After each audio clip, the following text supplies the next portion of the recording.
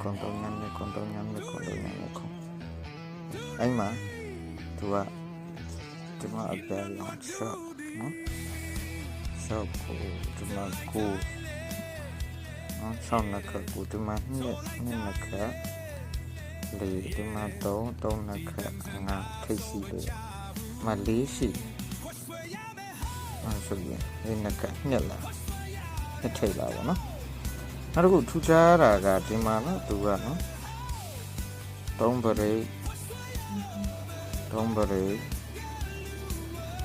3ပရိโอเคနော်3ပရိတွေရိုက်3ပရိတွေသူရိုက်သွားတယ်နောက်ဒီဘက်မှာအဲ့ဒီနှစ်ခွန်ကနေပြီးတော့နှစ်ခွန်ကနေဒီ3ည2ခွန်လို့သွားတာမဟုတ်ပါနဲ့ဒီမှာ2ခွန်တွေကနေတန်းကျွန်တော်ဆွဲထုတ်တော့သူအမှလည်းမှန်နေပြကောင်းပါနော်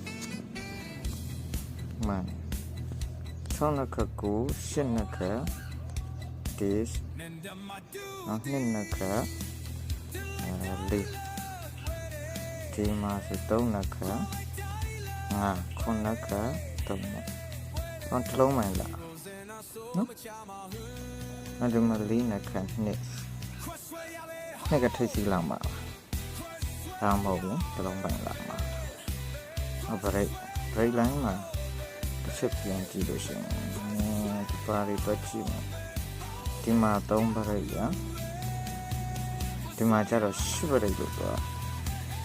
ဒီမှာကျတော့3ပရိတ်အဲ့ဒါဆို30ပရိတ်တော့ဒီမှာလည်း3ပရိတ်ဒီမှာကျတော့5ပရိတ်အဲ့တော့သူတွားနေတာက35ပရိတ်တွားနေတာနှစ်တစ်လုံးမှန်နဲ့35ပရိတ်